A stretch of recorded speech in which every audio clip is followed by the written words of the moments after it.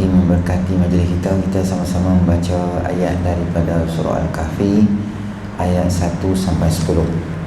A'udzubillahi minasyaitonirrajim. Bismillahirrahmanirrahim. Alhamdulillahilladzi anzala ala 'abdihi al-kitaba wa lam yaj'al lahu 'iwaja qayyiman liyunzira ba'san shadidan min ladunhu wa yubashshiral mu'minina alladhina ya'maluna as-salihati anna lahum ajran hasana makithina fihi abada wa yunzira alladhina qalu ittakhadha Allahu walada ma lahum bihi min 'ilmin wala li'abaihim kaburat kalimatan takhruju min afwahihim in yaquluna illa kadhiba fala'allaka bakhi'un nafsaka 'ala atharihim in lam yu'minu bihadzal hadithi asafa inna ja'alna ma 'alal ardi zinatan laha linabluwahum ayyuhum ahsanu 'amala wa inna laja'iluna ma 'alayha sa'idan jurza am hasibta anna ashabal kahfi war raqim kanu min ayatina 'ajaba إذ أوى الفتية إلى الكهف فقالوا ربنا آتنا من لدنك رحمة وهيئ لنا من أمرنا رشدا صدق الله العظيم. Baik, pada kita boleh tengok pasal 100. Kita bukan masuk, masih berada dalam bab berkaitan dengan sunat-sunat wudu. Dan kita pernah dengar hadis Nabi SAW tentang man tawadda'a fa ahsana al-wudu.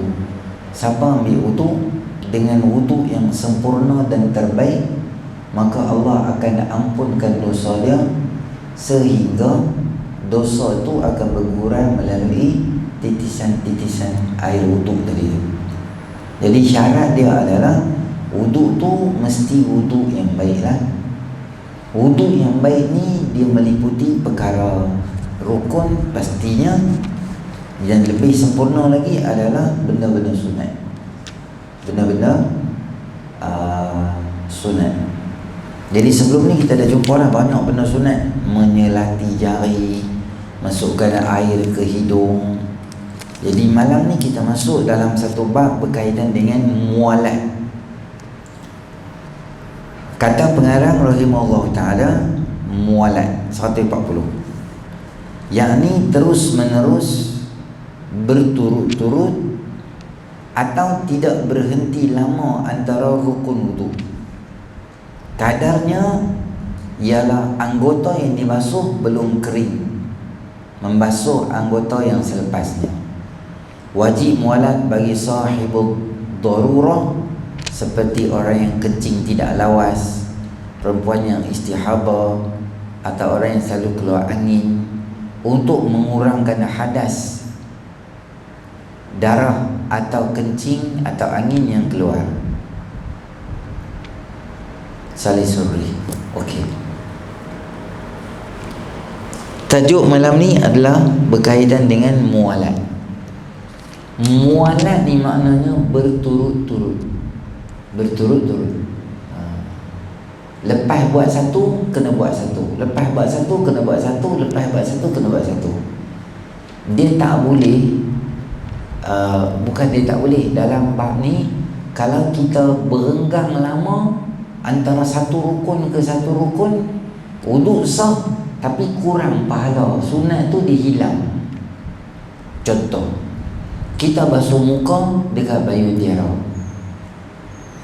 lepas tu kawan kita turun daripada airport, kita pergi basuh tangan kat airport pula.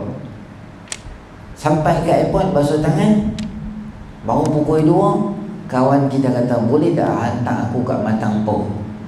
Kita bawa kereta, pergi hantar dia kat Matangpau, basuh kepala pula kat Matangpau. Sampai kat Matangpau, makcik dia pula kata, boleh tak tolong hantar aku kat Bertang? Kita pergi pula di Bertang, basuh kaki kat Bertang. Maka wuduk kita sah dah buat itu. Masa kita sampai di Bertang 3:30, kita tak sembahyang zuhur lagi. Kita basuh kaki kat Bertang, kita ambil sembahyang. Kita ada lagi wuduk, maka kita sembahyang zuhur kat Bertang. Boleh tak boleh buat itu? Boleh. Wuduk kita, selagi wuduk tu tak kering, Bayu Jara pergi airport, dia tak ada kering lagi lah, insyaAllah. Tapi bila kita basuh muka kat surat airport, baru basuh muka je, kita nak kena pergi Matangpau. Masa nak pergi Matangpau tu, mungkin wuduk kita dah kering dalam aircon. Maka kita hilang pahala mualat antara muka dengan tangan tadi, tak dapat. Tangan dekat Matangpau pasal dah, di kaki di Bertang, jauh juga, kena aircon dah kering dah, maka kita hilang pahala. Kalau kita nak dapat pahala mualat, kita berterusan. Macam kita dah ambil wuduk lah, lepas muka, lepas tangan, lepas kepala, lepas kaki, maksudnya dia berterusan, dia habis macam tu. Kalau kita ambil wuduk separuh-separuh macam tu, wuduk kita tetap sah juga, cuma kita kurang pahala. Okey, itu siapa? Itu orang yang sihat, yang normal. Orang yang sakit, ada beberapa jenis sakit. Pengarang kita kata sahibud darurah. Orang yang dalam kategori dia sakit, ada beberapa orang. Contoh adalah kencing tak lawas. Kencing tak lawas ni penyakit lelaki. Perempuan dia jarang ada kencing tak lawas. Kencing tak lawas ni dia jadi sebab apa? Beberapa sebab. Orang lelaki ni, dia punya saluran kencing dia macam pipe PVC tu, dia ni panjang. Dia ada saluran, baru dia ada kencing. Ayak ni tuan-tuan, ayak lah ni, dalam cawan ni ada ayak. Saya minum ayak ni habis semua ayak, kemudian saya letak di bawah. Kurang daripada 30 saat, ayak yang balance dekat dinding cawan tadi tu, dia akan turun dan dia akan terkumpul beberapa titik di bawah. Kita boleh minum pula sikit lagi ayak tu, dapat sikit lagi ayak. Orang lelaki, dia punya kencing ni macam tu. Dia kencing tu, di dinding kemaluan tu dia akan ada lagi kencing tu. Maka sunat kita ni, kita mengaji dah dulu, kena buat apa? Istibrak. Istibrak tu berdehem ke begitu. Jadi balance yang ada dekat sini, dia akan keluar. Kalau tak keluar juga, boleh urut di bahagian bawah, bagi dia keluar habis. Kencing tu bagi licin dan dia keluar habis. Tetapi ada orang yang dalaman dia ni, mungkin beberapa sebab boleh menyebabkan dia punya kipas dalam tu dia rosak, menyebabkan kencing dia tu tak habis-habis. Dia tidur keluar, dia tidur keluar, dia tidur keluar. Itu orang panggil apa? Salisul baul. Salis tu maksud dia apa? Berterusan atau berpusingan. Maknanya kencing dia tu tak habis. Hang belahak pula.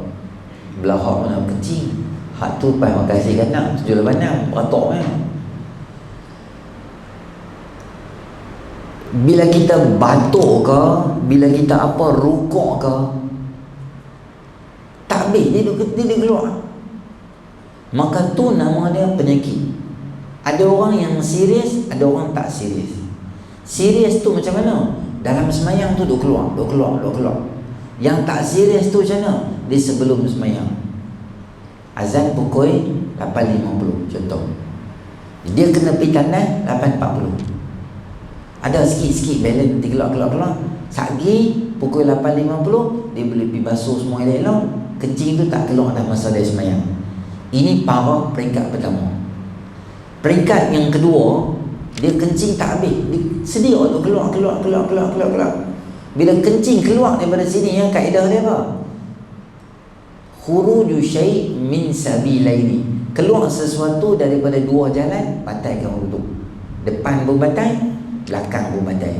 Apa saja keluar batal. Maka bila keluar kencing, dia batal. Bila batal, macam mana nak sembahyang? Sedia maksudnya batal. Jadi tak payah sembahyang lah, sebab asyik kencing. Tak. Ini orang panggil sahibud darurah, orang yang dalam keadaan darurat. Dia ada satu special case, kena buka file baru dekat dia. Dia ada tak masuk dalam section yang biasa, dia section yang lain, hak stroke, hak koma 477 macam tu, dia lainnya bahagian. Sebab apa jadi gitu? Kencing jadi tak lawan. Tuan-tuan tahu sebab apa kencing tak lawan? Yang pertama, penyakit bukan kata orang lelaki, orang perempuan pun ada penyakit ni, dia suka tahan kencing. Tahan kencing tu tak baik dan tak bagus. Kita tak tahan, kita nak kencing, kita kencing. Walaupun tempat kerja kita tu dekat, kita kata tak apalah, aku nak pergi sini, nak pergi Sungai Tiram singgah semayang Sungai Tiram, saya kencing sana. Jangan. Sebab kita tak tahu apa. Hang kono-kono dekat Cargas ada kereta aksiden. Daripada Cargas hang nak pergi Masjid Sungai Tiram 1.5 jam. Dia boleh jadi tak? Boleh. Tambah kita nak masuk Pulau Pinang, pesan dekat kawan-kawan, nak masuk jambatan, clear semua kencing hang semua siap-siap. Kerana kita tak tahu jambatan ni dia sangat subjektif. Ada satu je kereta lori terbalik ke apa-apa, dia mau berjam-jam dekat jam dia tu. Maka jangan tahan kencing. Dia juga boleh menyebabkan orang kena batu karang. Sebab selalu suka tahan kencing. Bila dia nak keluar, itu tak apa, itu nature's call. Bagi dia keluar, senang, tak payah tahan dia. Ham ada faedah tahan kencing pun, bukan dapat RM4, RM20 sekali tahan. Tak apa orang buat income. Tak, kencingnya. Kita main dekat parking kereta dah, nak balik rumah, tak tahan sangat, main seorang pergi tandai siap-siap. Tak payah duduk tunggu lift, lagi buat terajang lift lah apa semua, susah. Sebab dia tak bagus ya, tahan tu tak bagus. Nombor 2, kita suka kencing tak lawas tu tahu sebab apa? Sebab bila kita kencing, kita jangan paksa, jangan berhenti tanpa sebab. Dia keluar biar dia keluar. Berapa lama dia nak ambil masa keluar, bagi kat dia. Jangan lajukan kencing.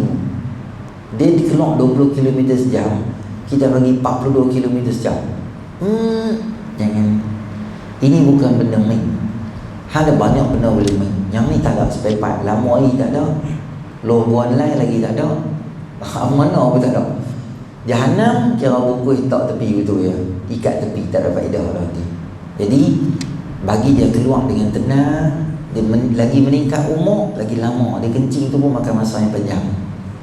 Budak kecil kencing sangat lepas tu dia habis. Orang dewasa ni makin lama dia kencing tu dia lama, dia makin biar pergi kat dia berapa lama dia nak keluar pun bagi dia keluar dengan tenang. Jangan berhenti kencing tanpa sebab. Tengah-tengah kencing tu, malah lah aku kencing, berhenti betul belum. Jangan tahan dulu.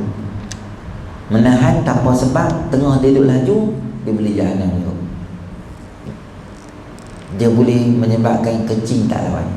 Sebab dia ada kipas dalam, kipas dia jahanam. Kalau KDK boleh cari spare part. Yang ni bukan KDK. Yang ni tak tahu di mana dia punya sumber dia tu. Kosong mana pak buah betul. Tak ada siapa nak ganti. Boleh nak pinjam orang punya tahu. Orang boleh bagi, paling teruk orang boleh bagi apa? Buah pinggang boleh bagi. Boleh lagi. Ada dengan sejarah. Tapi hak ni tak pernah lagi dengan orang. Saya ingat nak derma lah ni. Derma apa? Derma apa punya? Saya tahu tu. Tak tahulah kalau derma pun boleh fungsi kita kat kawan tu, tak tahu. Tapi maksudnya, tentu ingat ada Arab Badui tu, dia kencing dalam masjid. Masa dia kencing tu ada sahabat Nabi biasa kencing dalam masjid, orang mesti barang, orang nak pergi belasah kan. Nabi kata apa? Jangan kacau dia. Bagi dia kencing habis tu, Sagi panggil dia mai kat aku. Sebab apa? Sebab Nabi tak mau kencing tu berhenti dengan tiba-tiba. Tengah dia duk kencing, hang nak pergi ambil pisau nak pukul dia, mestilah dia takut dia akan lari, dia risau sebab kencing tu. Satu lagi, kan elok-elok dia kencing kat satu je lokasi, lepas tu kalau dia lari, habis satu masjid akan jadi kencing. Jadi biar dia kencing situ habis, kemudian ambil basah, ambil ayam buh di atas tu, dah selesai dah. Kalau hang kencing lama, dia akan jadi lebih susah lagi kalau kencing. Bila tahan. Betul? Kucing.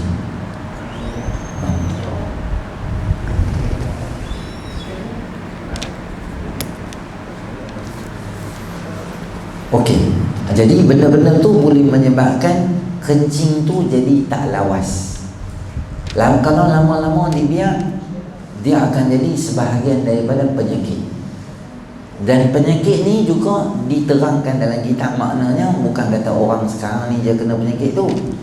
Semua orang dulu-dulu pun ada penyakit macam tu juga, sehingga ulama tulis dalam kitab.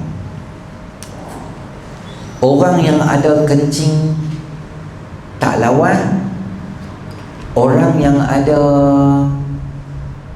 salisul rih, satu lagi penyakit nama dia kentut tak henti-henti. Dia macam kentut sasak ada. Ni pun penyakit juga. Satu lagi termasuk juga dalam istihadah, darah yang keluar tanpa henti. Lepas daripada 15 hari maksimum haid, hari ke-16 tu kalau darah masih keluar, maka dia kena tahan dan dia kena semayang. Itu bukan lagi darah haid, itu bukan lagi masa untuk dia tak semayang, dia mesti semayang. Okey. Tuan-tuan tolong kosongkan otak saya dah abang 5 benda ni. 5 benda ni kena buat untuk orang istihadah, termasuk orang yang salisul rih, termasuk orang salisul baul, kencing, kentut tak henti-henti, dia kena buat benda ni. Apa dia? Pertama, untuk orang mualat ni, kita mengaji tadi dia sunat je. Tapi untuk orang yang ada penyakit tertentu ni, dia jadi wajib. Dia mesti buat benda ni. Dia mesti mualat. Dia mesti betul-betul. Apa dia? Kena tunggu masuk waktu. Kedua, kena pi cuci darah haid, cuci darah di kawasan faraj tu. Kalau kencing, kena cuci kencing yang keluar tu di kemaluan tadi tu, cuci. Kemudian tahan. Perempuan ada tuala, wanita tahan pakai tu. Laki pakai tisu ke apa, tahan. Kemudian terus ambil wudu, kemudian terus semayang. Saya ulang, 5 ni tuan-tuan kena ingat. Terutama laki, kalau anak kita, isteri kita main habaq kata abang, darah duk keluar ni, hari ni hari ke-17 dah, macam mana? Kita kena habaq 5 ni kat dia. Tunggu azan, Allahu Akbar, Allahu Akbar, dia masuk tandas. Apa dia buat? Bersih, masuk waktu, kemudian cuci, bersih, kemudian tahan kencing ke, darah istihadah tadi ke, tahan dia, jangan bagi dia meleleh, kemudian terus ambil wudu, kemudian semayang. Ketika kita semayang, dia akan keluar, darah tu akan keluar, kencing tu akan keluar. Istilahnya apa? Biar darah tu keluar 13 liter pun tak apa, kencing keluar 1 baldi pun tak apa, tak heran semayang kita tak ada. Bila satu semayang, Assalamualaikum warahmatullahi, Assalamualaikum warahmatullahi, duduk Ustaz, semayang isyak, azan je isyak, hampir masuk tandas, buat benda yang sama 5 kali. Salin balik, tahan balik, buat balik, ambil wudu. Ini mesti mualat. Kita mengaji dalam bab wudu ni, mualat tu sunatnya betul-betul. Tapi geng yang Allah uji dia kena mualat, maknanya dia kena buat tu berterusan 5 benda ni. Contoh, dia dah masuk waktu, dia dah pergi cuci, dia dah tahan, dia ambil wudu, keluar daripada tandas, isteri dia kata, abang, boleh tak tolong ambil botol susu anak jatuh belakang peti ais? Dia pun kata, kat mana belakang tu? Dia pun duduk ambil abang kata, ambil main penyapu kat abang. Dia pun tarik bawa keluar. Mampu lah kat situ 50 saat. dia ada buat benda lain yang tak kena mena dengan 5 ni, maka apa jadi itu? Ataupun dia ambil dan buat tu lah, ataupun dia pergi saja pergi kena kopi ke apa, relax ke tu, macam semayang lagi ni. Maka 4 benda yang dia buat tadi tu nama dia bungkus, burn. Dia kena buat balik, dia kena pi tanah balik, cuci balik, tahan balik, ambil uduk balik, terus semayang. Lepas tu ambil lah botol susu ke apa kau boleh ambil. Maknanya berterusan atau mualat tu jangan kita putus untuk orang yang sakit macam tu. Tapi orang yang sakit ni tuan-tuan, dia dapat pahala lebih lah, sebab kerja dia teruk. Di Islam dia ikut dia punya kadar kesusahan.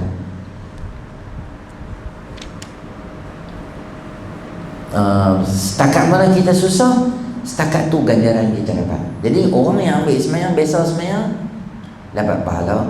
Tapi dia sakit, kencing keluar tak hati-hati, tapi dia nak semayang juga, dia pergi ambil semayang, dia tahan apa semua, dia dapat special rate lah, dapat pahala lebih sikit. Kerana bila Allah uji dia, dia tak buat beban. Malas aku nak tahan-tahan apa tu kerja lah, tak payah semayang lah, semua aku nak semayang, aku buat teruk pula. Kalau macam tu, maknanya pahala dia kurang lah. Allah nak bagi pahala kat dia, tapi dia tak ambil pahala. Okay.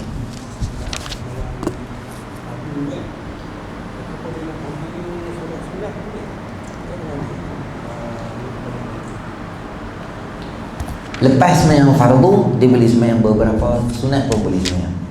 Fardu balik baru kena ganti.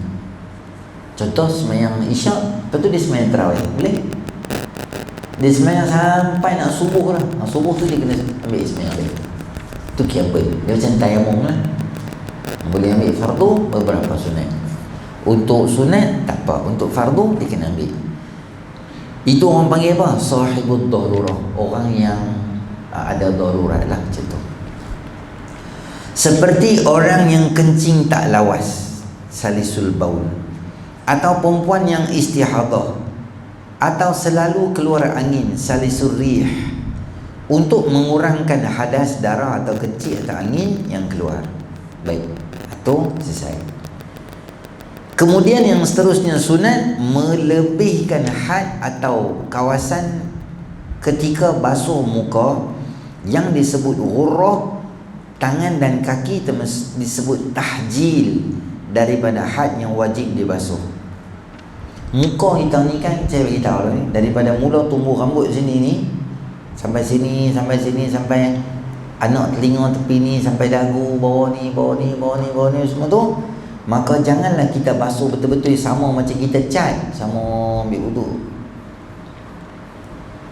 Tu cat boleh. Jadi kita lebih sikit kawasan ni, bagi lebih atas ni sikit. Kawasan ni bagi lebih kena sikit. Dagu bagi lebih sikit.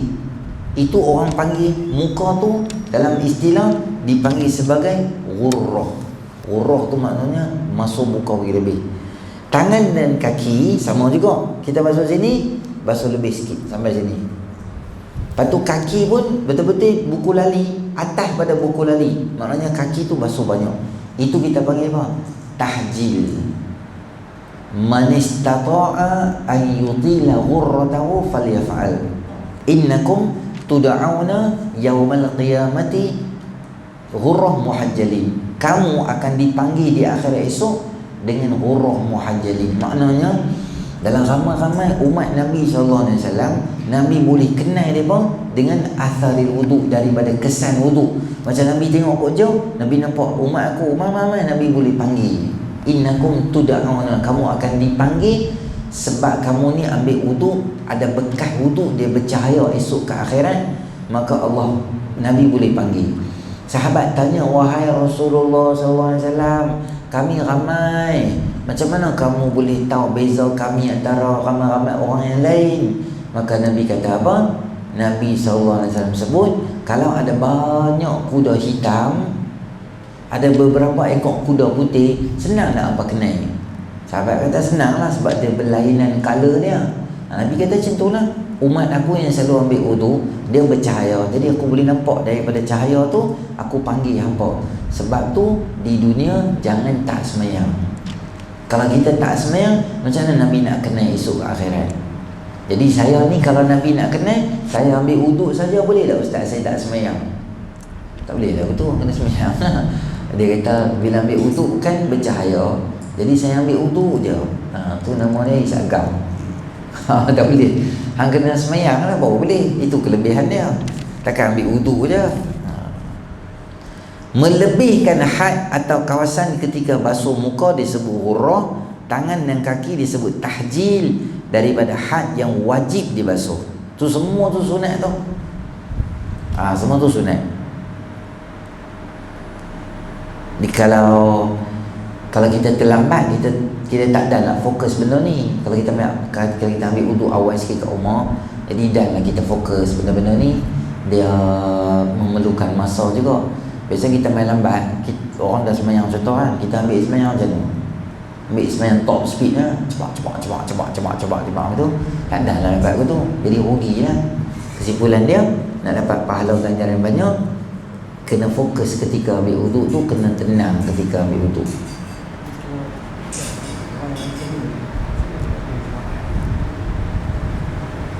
Boleh, semayang tak apa, dia dah ambil semua, dia tunggu. Untuk semayang tak apa, maksudnya jangan buat benda lain. Habis semua selesai dah, ataupun dia lewat sikit contoh, dekat-dekat semayang tu, terus dia masuk wuduk dia. Benda tu kena mengenal dengan semayang tak apa. Dia dah ambil semayang, dia nak main semayang jemaah, dia main orang semayang sunat, dia tunggu dulu. Tak apa, sebab benda tu benda semayang, dia bukan buat benda lain. Contoh dia main semayang kat masjid tu, tak semayang lagi. Orang contoh dia tak semayang, dia pergi buat benda lain lah, apa merepek, tak kena mengenal semayang, baru dia putih. Dia kena mengenal semayang tak apa. Sama macam kita semayang jamaah takdim dan jamaah takhir.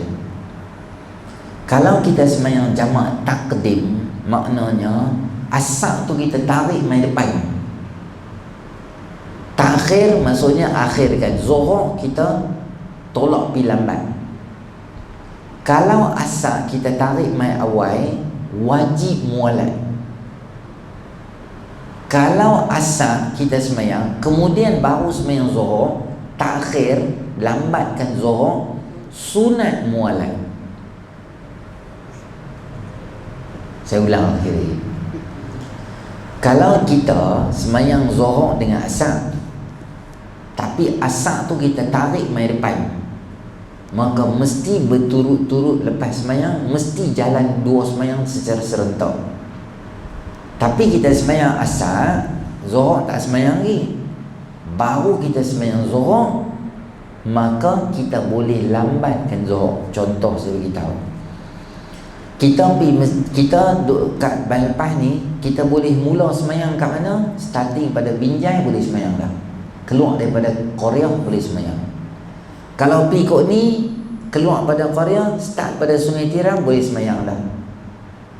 Tetapi nak pergi Kuala Lumpur, kita pergi semayang zuhur secara berjemaah di Masjid Sungai Tiram. Assalamualaikum, Assalamualaikum. Kita nak semayang takdim asar awal, sejurus selepas semayang zuhur, bangkit semayang asar tu. Tak boleh tangguh dah.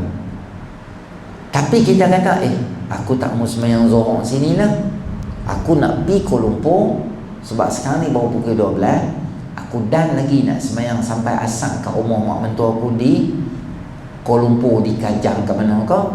Kita sampai situ, sampai sehari azan zuhur kita tak semayang, kita ingat di hati, aku nak semayang takhir, kena ingat lah, baru tak dosa. Kalau tidak dosa, tinggal semayang. Sampai kat Kuala Lumpur 5.30 petang. Apa kita buat 5.30 petang? Kita semayang asar 2 rakaat, asar qasar, Allahu Akbar, Assalamualaikum, Assalamualaikum. Zuhur tak semayang lagi. Mak mentua kita main, mak mentua kata, dah semayang dah kau? Kita kata semayang dah. Mai dah kau letih, mai makan cucuk dulu. Kita kata, aku tak semayang zuhur lagi. Tak apa, zuhur boleh lambat. Jadi kita buat apa?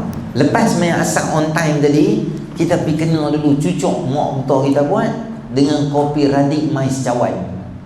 Kita balas dulu relax tu lah. Kira apa?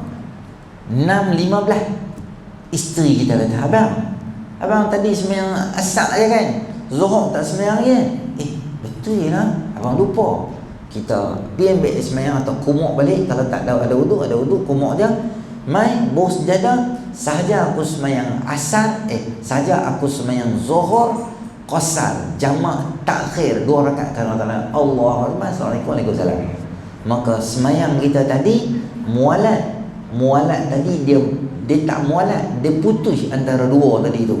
Sebab apa? Sebab kita buat takhir. Kalau kita buat takdim, contoh kita sampai zuhur ke rumah mak mentua kita pukul 2, kita semayang zuhur, nak semayang asar sekali. Mak mentua kita kata, mai makan lu. Kita kata, Ustaz, saya semayang asar dulu. Allah Akbar, tak boleh semayang dulu semua dulu. Baru kita pergi makan cucuk. Dia buat tadi tu, kalau nasi tengah hari dia buat, kita kita boleh semayang lah asar ke zuhur tadi tu. Tu nama dia mualat, mesti berturut-turut. Termasuk mualat bila khatib semayang Jumaat dan turun ke mimbar. Khatib turun mimbar, dia tak boleh buat benda lain. Contoh, khatib turun daripada mimbar, di mana Umay? 1 minit je. 10 minit tu tak payah bawa masuk. Dia duduk ketung-ketang di sini. Itu sampah, simpan luar.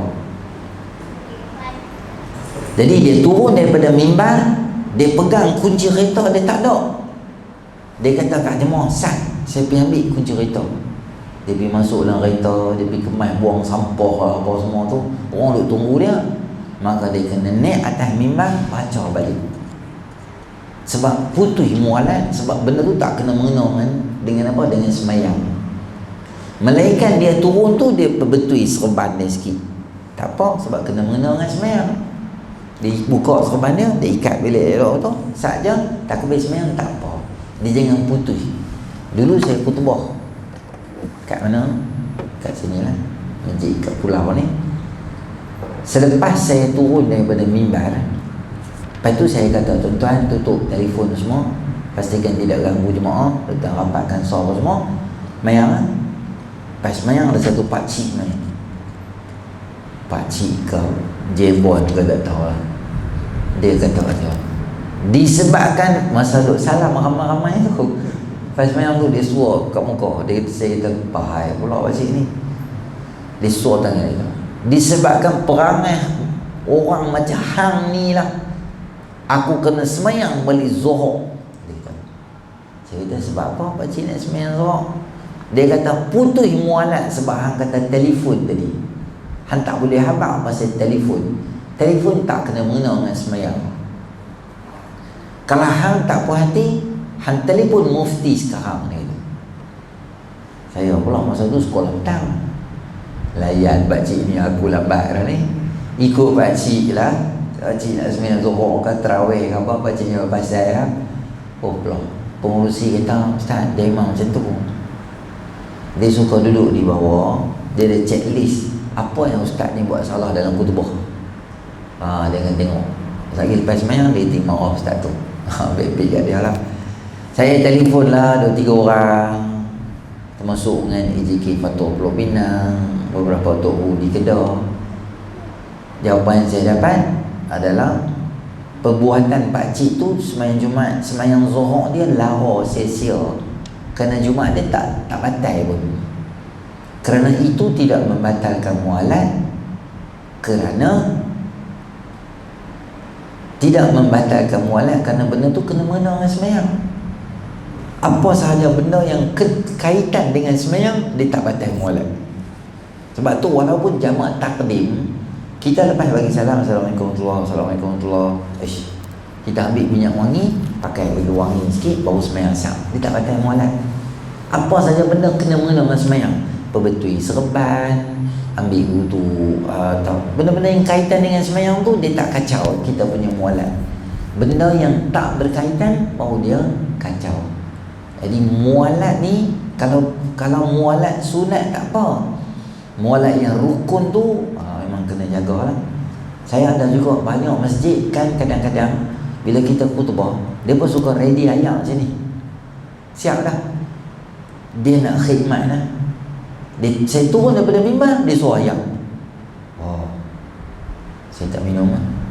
Saya tak mau orang tengok orang jadi macam kelang kabut gitu. Dia ni batal. Jadi orang semayang tu jadi was-was.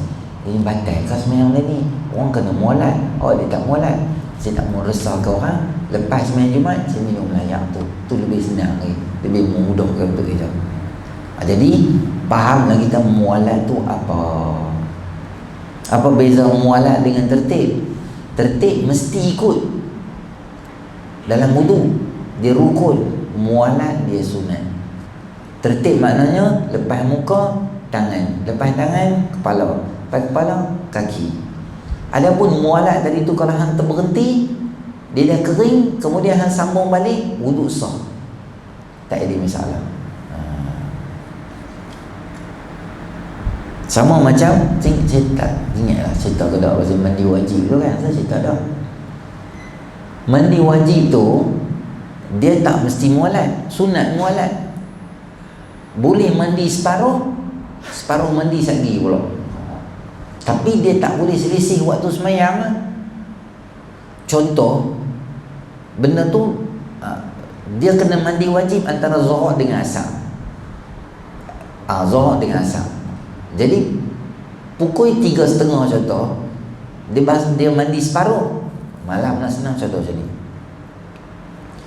Malam si isteri ni bersama dengan suami, bila dia mandi waktu pagi, bila pergi tempat kerja, kadang-kadang orang suka perli, yalah tudung dia basah. Yang tempat kerja ni kadang-kadang macam kok, lepas dah tudung basah nampak, mandi basah kepala nampak. Jadi apa tu semalam duk perli. Ada jenis perempuan ni, dia jenis lamba lah. Dia tak gaduh apa, tapi aku dengan lelaki dia boleh jenis jawab. Tapi tak semua perempuan jenis macam tu. Ada orang jenis bila kita cakap macam tu dia malu. Ada kawan-kawan lelaki, ada ramai, ada cecah orang lah, ada adik-adik, ada kakak. Jadi benda tu macam benda yang memalukan diri dia, maruah sebagai seorang Islam lah. Tak sepatutnya seorang lelaki cakap macam tu dengan isteri orang. Dia tak boleh melawak macam tu. Dia ada border lah, dia isteri, rambut dia basah ke apa ke, entah dia dengan suami dia tak ada benda apa pun, bukan lebih buat apa pun. Itu biasa berlaku suami isteri. Biasalah, tak ada nak mandi bang. Jangan macam tu lah sahabat. Bahasa tempat kerja tu kena jaga. Banyaknya yang bercerai-berai dan sebagainya tu punca daripada kemesraan melampau tempat kerja, yang akhirnya membawa kepada keretakan rumah tangga. Bila kita tahu dia isteri orang, kita jagalah bahasa kita. Janganlah jadi macam tak apa cerdik. Dia tak main kerja perempuan tu sebab dia sakit. Kita ada orang mesej dalam grup bagi tahu kata sekian-sekian pekerja tempat kerja kita ni perempuan, dia tak main. Semua doa lah, moga Allah bagi sembuh, moga Allah bagi sembuh.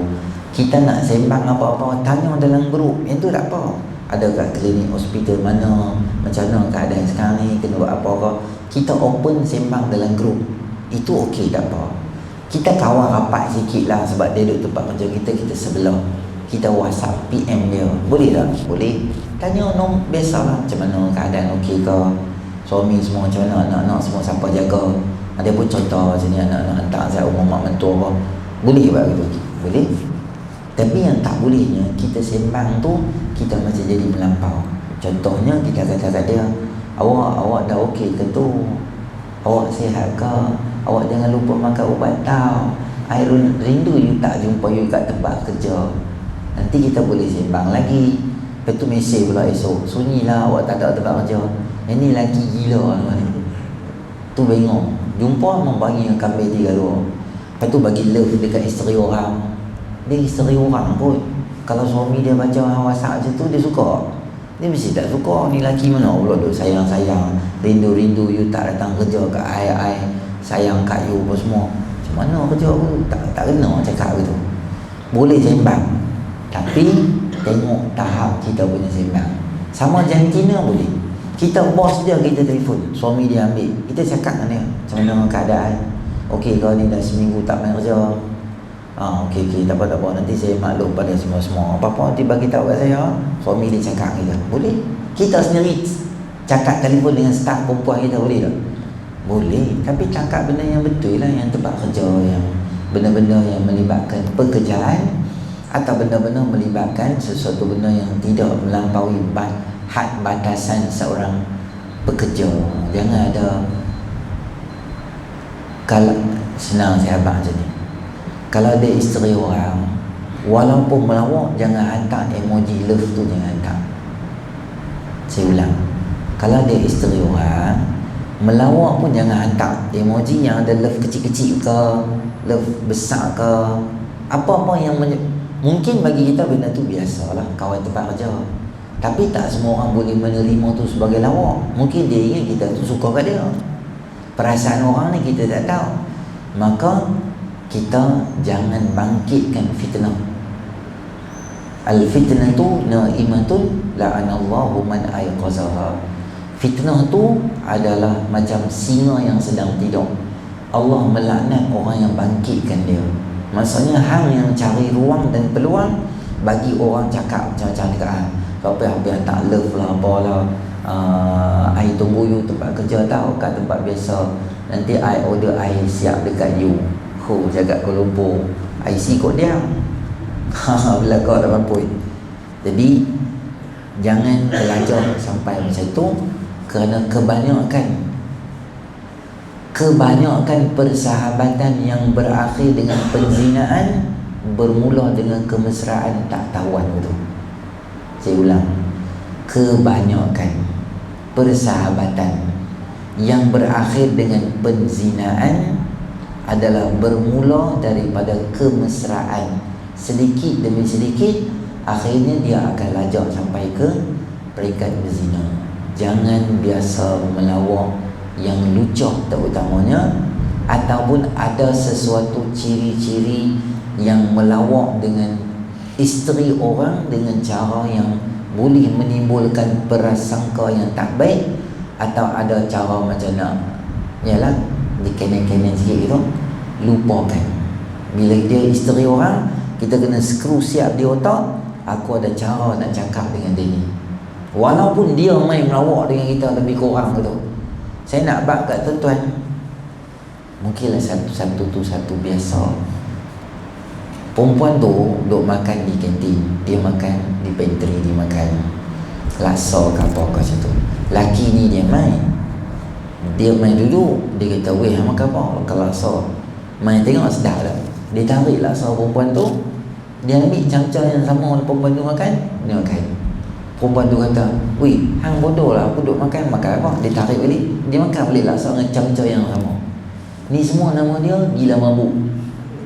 Saya habaq tuan-tuan, jumpa lelaki macam tu, kalau dia tarik isteri laksa kan, habaq isteri ambil laksa tu terlangkup kepala dia. Tak boleh share macam tu semua, gila lah. Mau pergi beli lain lah. Sedap kata sedap, aku nak beli satu lah. Itu baru betul. Sebab satu benda yang salah, bila kita continuously buat benda tu, dia akan jadi normalisasi yang tak baik, dan kita akan rasa benda tu tak apa. Contoh sebagai kita tuan-tuan, dulu 80-an, masa kita semua kecil-kecil, kakak kita atau mak kita kalau minta beli tuala wanita, kita 80-an 90-an, kalau kita pergi kedai tu akan bungkus dengan paper, kemudian dia akan buah dalam plastik hitam. Sama ada dia bungkus dengan paper, buah dalam plastik merah, atau dia tak bungkus dengan paper, dia bungkus terus dengan plastik hitam bagi kat kita. Sebab bagi ketika itu persepsi masyarakat, perkara tu adalah perkara yang memalukan, bukan memalukan, itu adalah benda peribadi dan privasi yang tak sepatutnya didedahkan.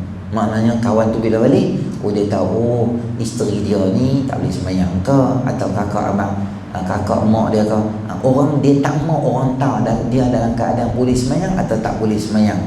Itu tahap malu lah yang ada pada orang once upon a time dulu.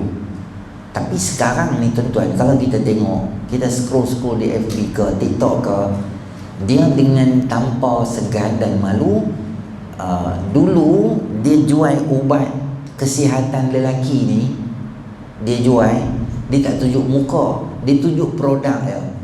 Produk ni kalau hang pakai jadi jenis-jenis, suami jadi jenis, isteri jadi jenis. Dia tunjuk barang dengan suara tanpa. Sekarang ni dia boleh tunjuk muka, dia boleh tunjuk barang, dan dia boleh tunjuk suami dia. Suami dengan isteri tahan lagi lah. Dia lebih teruk perempuan tu seorang.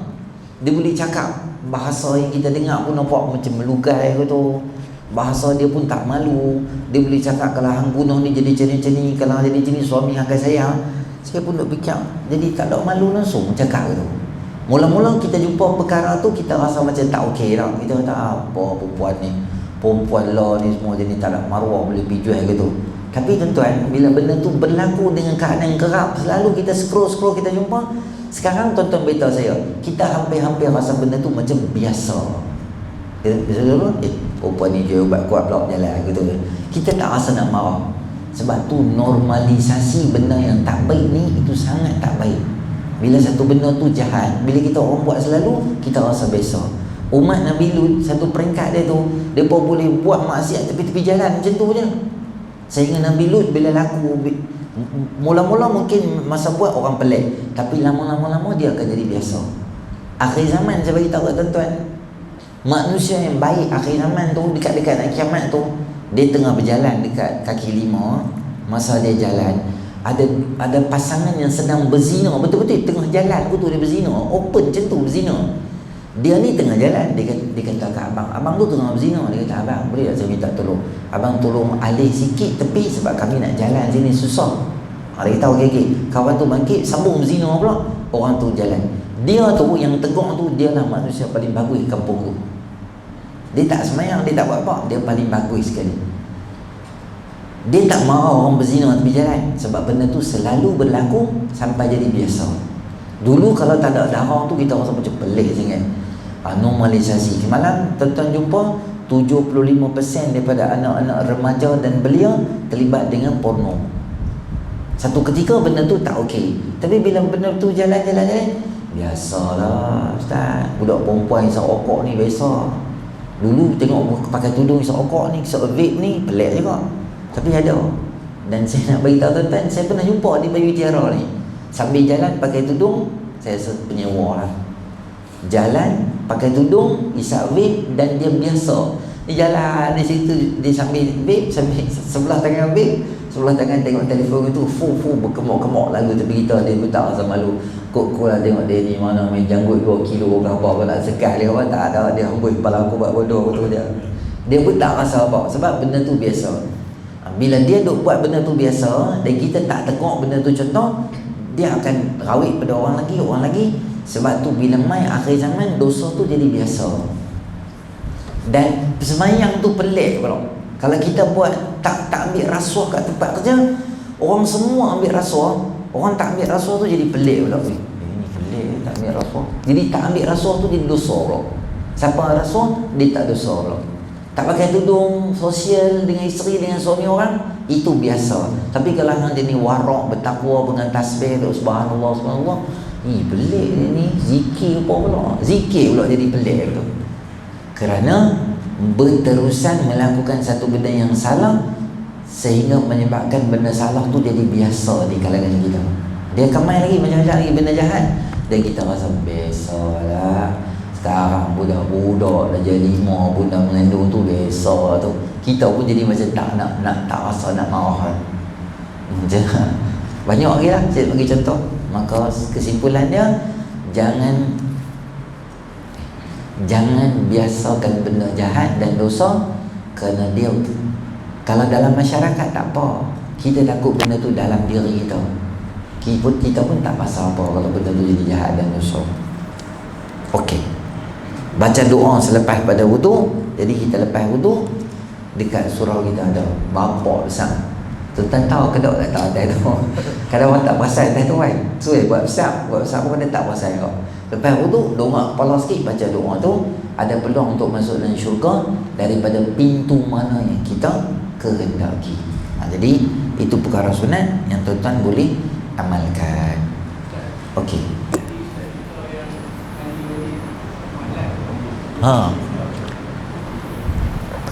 Tak habis. Macam ni. Malam kita bersama dengan isteri lah. Siapa-siapa pun bila bersama dengan isteri, bila tak mau orang yang mulut longkang tu dia cakap tu, tuan-tuan buat apa? Minta isteri pi tandan, basuh bahagian kepala. Tapi ini bukanlah sunnah. Sunnahnya kena mandi betul lah. Tapi kita mandi separuh gitu ya, badan. Contoh sampai bahu, dia basuh kepala dia. Niat mandi wajib. Niat mandi wajib, basuh kepala, basuh muka, basuh separuh badan gitu. Lap kepala dia, tidur. Esok pagi bangun, dia mandi daripada bahu ke bawah macam biasa. Sambung mandi wajib balik. Sebab apa boleh? Sebab dia tak selisih waktu semayang. Kalau dia selisih waktu semayang, kita tak boleh buat waktu, sebab nak semayang mesti kena mandi wajib bagi habis. Jadi waktu tu tak ada waktu semayang. Dia mandi, dia berhenti saat, dia kering, lepas tu mandi. Macam wuduk tadi dia. Maka sebab tu mandi wajib dia sunat muwalat. Ada dalam buku fiqh solat tu Ustaz Engku tulis. Sunat mandi, sunat adalah mandi wajib. Antara perkara sunat dia adalah muwalat. Maknanya kalau hang mandi berterusan dapat pahala lebih lah. Tapi hang kat separuh lagi boleh. Syarat dia jangan lepas waktu semayang. Contoh, kita basuh kepala pukul 3, basuh kepala pukul 11 pagi.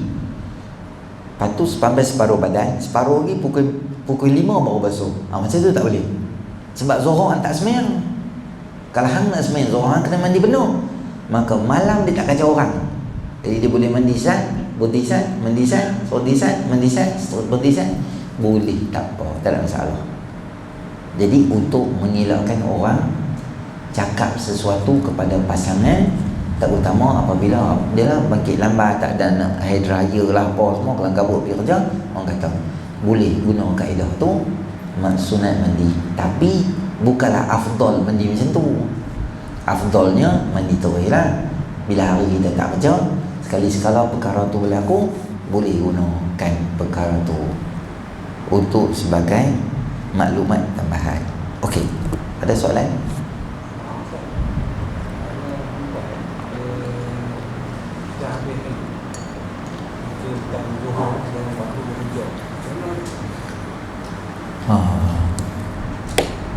Kalau waktu dia haid tu dia habis, ada ruang untuk mandi tempat kerja? Tak ada orang. Patutnya dia setinggal satu waktu dosa. Patutnya dia kering pukul 2 contohnya. Patutnya dia boleh ambil wuduk, dia boleh mandi dan semayang lah. Dia tak semayang, tempat kerja kita dia tak mesra, dia kena simpan ingat waktu tu, dia kena ganti balik. Kalau ada ruang untuk dia percepatkan mandi tu, dia kena mandi dan cari ruang lain sesuai. Katalah tak ada, maksudnya dia long lah, satu waktu tu dia kena ganti balik semayang tu. Kena usaha supaya boleh dapat satu waktu lah. Kalau dah usaha tak ada, maka kena ganti semayang tu. Tak boleh burnkan semayang tu tanpa sebab. Sebab waktu tu dah kering dah, kena semayang lah.